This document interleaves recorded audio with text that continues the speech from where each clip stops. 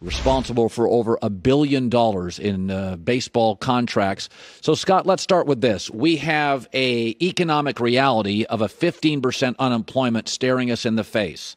And while we want baseball back, it did feel to me, just my opinion, a little unseemly talking about billionaires and millionaires and revenue sharing. Are you at all concerned that that stuff goes public and the optics aren't great on that discussion publicly now?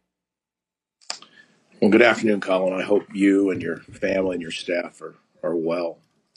The players really, and Tony Clark and the Major League Baseball Players Association, they kind of rolled up their sleeves in March because we wanted to avoid this very issue.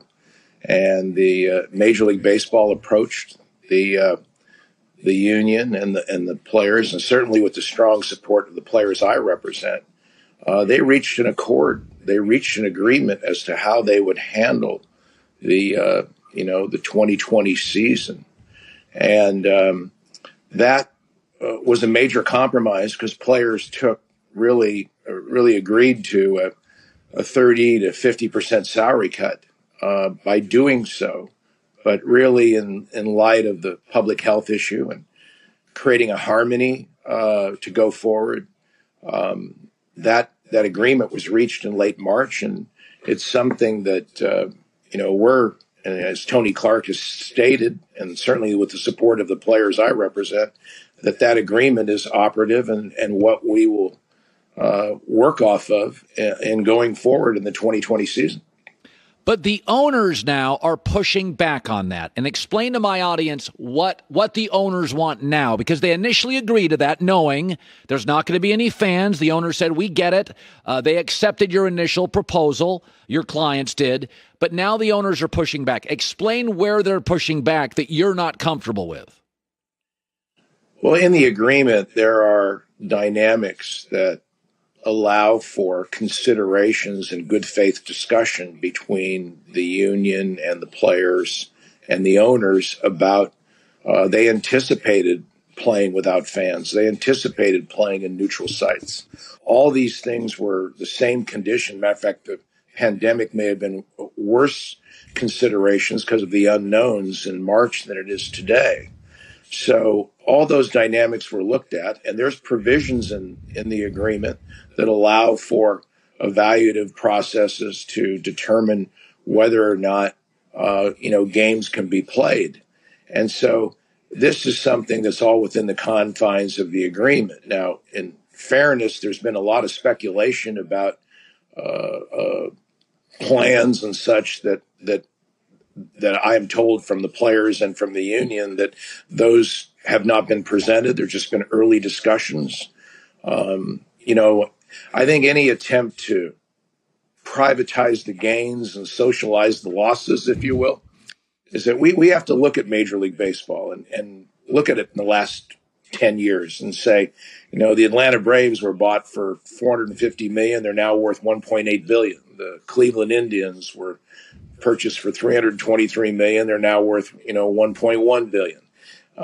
If the Atlanta Braves revenues are public because they're a publicly owned company, in 2016, they had roughly $262 million in revenues. Last year, they had $476 million in revenues, a $215 million gain. And when you're a business owner, as am I, you have situations in your business that are upstart, and there are situations that are difficult. And you certainly don't go to your salaried employees and expect them to basically spread the losses during bad years alone, but not participate in the gains. So I think that concept is something that by general aspects, we've got to look at. Major League Baseball is very, very successful. We're having a difficult year because of the pandemic, and the players have compromised by reducing their salaries dramatically and the number of games they play to accommodate them. And I think it's something that when we look at how we harmonize the public health issue and the need to function, I think the players in the union have appropriately reached out and accommodated early in this process to avoid any issues. Could I make the argument that because of the scarcity of sports. If you watch UFC last weekend, the most bet card, one of the most viewed cards. We have such scarcity that baseball coming back, I could certainly argue baseball over the last 15 years of my life has lost a little bit of social water cooler currency in my space, the opinion space on sports networks. That with a scarcity, if baseball came back, you gave up a few more things, the value for the sport going forward would outweigh losses in the short term. There is a macro view here that baseball could be a discussion point in America, nothing else on the table, and that it's worth losing a little bit day to day in negotiations for a short time, 1 year. I think your point is very well stated, Colin, and appropriate and accurate.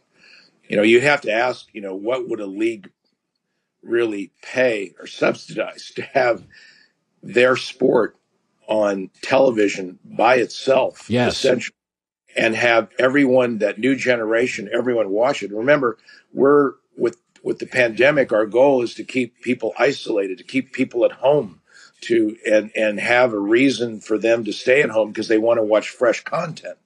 I live in Los Angeles, and there are about 800,000 people in the industry of creating content that are not working.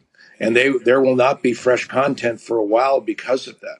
And so providing Major League Baseball, you may have it on prime time at nights because the fact is that the audience will want to see something that is new and real and normalizing and part of the American way of life. So I think it's a tremendous opportunity for the game to advance itself and also provide, in effect, a new level of interest among a group of fans that they did not reach prior to the pandemic. Scott Boras joining us. You would obviously, in your world, the players should do less sacrificing than baseball as a whole to do that, which, of course, a sport always has more capital than individual players or agents, and I'm not going to debate that. I do wonder, getting past the financial issues, with your clients, is health still a concern, Scott, or are they looking at data points with this pandemic where professional athletes perhaps are the safest people? If you could weigh in on players' concerns about health and also one or two centralized locations, is that still a pushback? Players don't want to be away from their families for 6 months. So let's talk health, number one, and number two, centralized location. Certainly, we've been fortunate. I studied pharmacology prior to becoming a lawyer, but you learn from medicine about models, and you learn that if you have models, you can work off them and you can learn a great deal from them. And the one thing we know from the medical professionals that have had a chance to address and speak to the players I represent is that the age of is very, very important in this pandemic and treatment of the virus. Is that first class physical condition is very important. Having no underlying medical conditions, being tested daily is important. And we found that they did a study in baseball with Stanford and USC where because of the isolation of spring training and right thereafter they did the study and the incidence of people with the virus was well less than 1%. And that was some players and some administrative people. So we know that the isolation aspect and being in a smaller group and being around going to and from the ballpark, we know that those things are helpful because obviously you're not in the general population anywhere near as much as you would maybe be by going to the grocery store. Right. So the other thing we have is that we have Taiwan, Korea, Japan. We have soccer teams, the Bundesliga. We have many, many models that have been operating for 60 to 90 days. And we've gotten a lot of information about what they're doing and how they've done it. And again, we've had a survival rate of 100%. We've had few, if any, hospitalizations. And so we've had to isolate players who've gotten the virus. But essentially, we're seeing, as far as jurisdictions, Arizona is now allowing for sports teams to work out in their area as long as there's no fans. And so this virus is certainly jurisdictional. It has different impacts in different areas. And I think in professional sports, we can adjust to that and really look at this day to day. And really, we have to create a harmony. We have to create a harmony between the public health issue needs and also the need for function to mitigate the social detriments of the health issue. And, mental health, isolation, people working, the economy, all of this have to be a common approach. And I know the baseball players I represent is that they've received enough medical information. They've got it from the professionals. They know that there's varied opinions. And but on the other side, I think with their age group and what they know and the fact that they're going to get medical treatment at their facilities daily and be tested daily or so if often, I think they're certainly comfortable with continuing. If I said to you, June 1st, spring training starts, June 1st, 2.5 weeks from now, realistic or unrealistic? Well, those decisions, of course, are really relate to the players union and MLB and the players themselves. But my feeling, Colin, is that when you're around elite athletes your whole life and you're around people that are extraordinary at what they do, their routines and what they do are very, very important. And we've had an unusual interruption, unlike any time. People have talked about when players didn't play during strikes, but players were out working out. They were doing things normally. They were around players playing catch, throwing, doing their routine activities. In this situation, players have been removed because they've been isolated. So for me, I believe we need more time for spring training. We need a conditioning part of this, and we need more for these players to get their conditioning levels to a point, and before they even begin their skill dynamic. And I'm hoping that whatever date that is, and I'm hoping it is June 1st, but the earlier the better, I think, to get these players more time so they can return to a performance level that they had prior to the pandemic. Are your clients working out right now, even at home?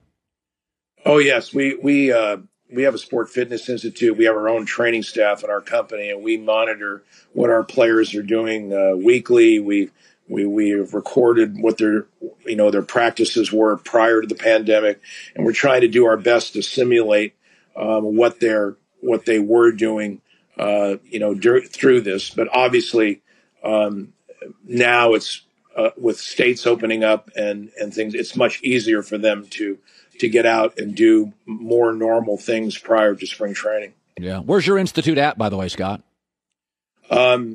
We have two of them, actually. We have one in California and one in Florida. And our main offices, of course, are here in Newport Beach. All right. Good stuff, Scott Boras. Thank you for your time today and your patience with this stuff. I think I've never wanted to watch a Angels game more in my life, a Dodger game more in my life. So we're all rooting for it to happen, Scott. Thank you.